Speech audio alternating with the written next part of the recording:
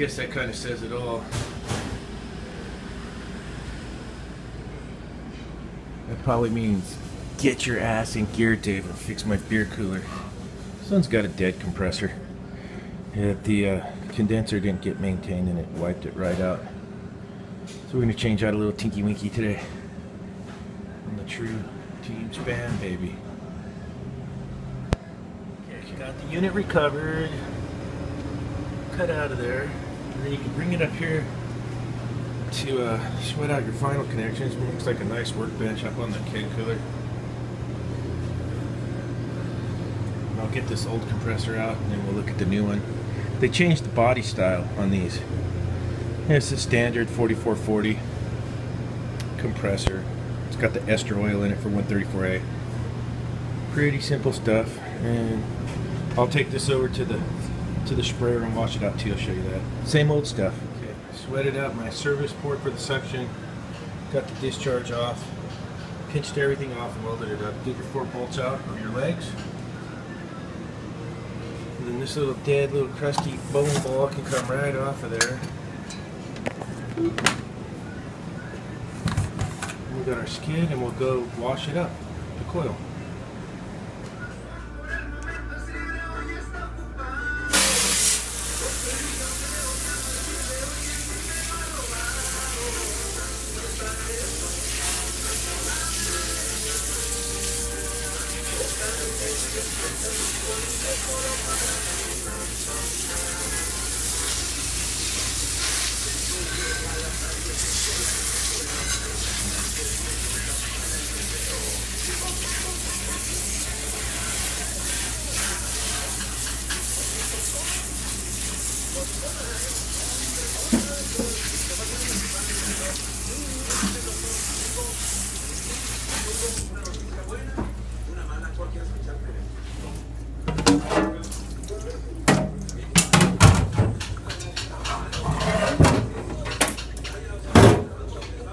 Make sure you tape the lines up real good. You don't want any water getting in your unit. It's your enemy. Okay, she's all washed up. Condenser is super nice and clean now, and it can breathe. They did offer up to change the condenser fan motor out, but since it runs, they don't want to, and that's all you can do. You can offer them to do it. If they don't want to do it, there's nothing you can do about it. So it runs, it's going to stay in there. And that is going to be the weak link of the system now.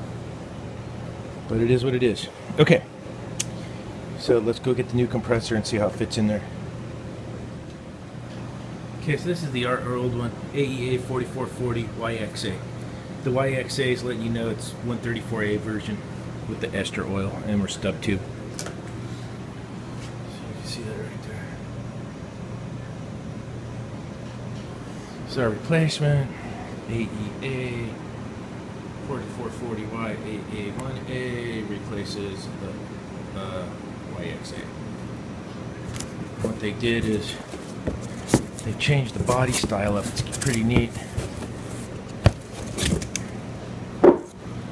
Let's have a look here. I'll get it out of the box. You get some new mounts. You get these tubes, which you're usually going to have to use, because here's the old body style, and then here's the new body style. And it would sit like this. And they're a little bit different, the way it's made. And so you just bolt it in place and then get to matching stuff up. And we'll see how this goes. Okay, I like to start off by bolting the 4 bolts in to get your little cushions, and then you'll notice on the new ones, so if you're used to the old style compressors, normally the 2 tubes on the side were suction tubes. So they'll have a label on there for your discharge. You get your discharge, and then it's suction, and then suction over here. They do label it for you, which is nice. So this is our discharge up here. Get your little action pack that comes with it.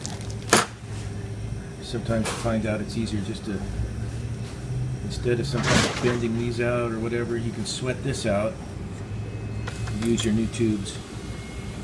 Get it in there. So let me see how I want to fit this. Sweat it off. The old discharge tube. from the condenser. In your little action pack, you get your discharge lines, your 1/4 inch, your suction lines, like I think it's 3/8 or 5/16. One end's already switched for you. It'll fit on there. Boop. Then we can go ahead and bend this down and around and into there. Got the new discharge line bent up and welded in. And then the wire covers here. There's a little screw that goes on the side. You take that out. You got to get a screwdriver in here and lift up on the tab, and then this will pull out. And your overload's buried up in here. You have to pull that out to make your wire connections. It's a lot of fun. Condenser prepped and ready.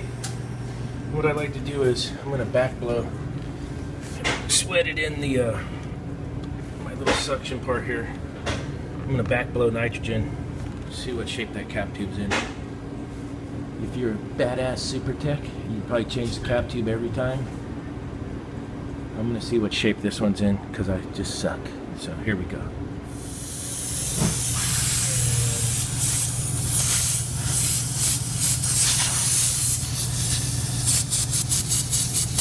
Cap tube's blowing great.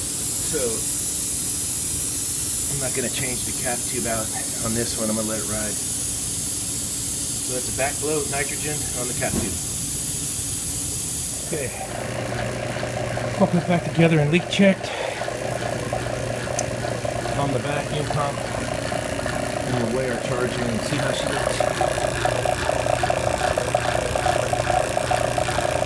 Rods are coming down. I'm going to let it run in vacuum for a nice long time. Then maybe we can change this to a happy face.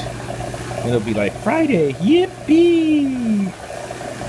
What we got here? We got longboard loggers, big wave bowl nail, Castaway IPA, and oh, the old standard, the Prima from Hawaii. Nice. Okay.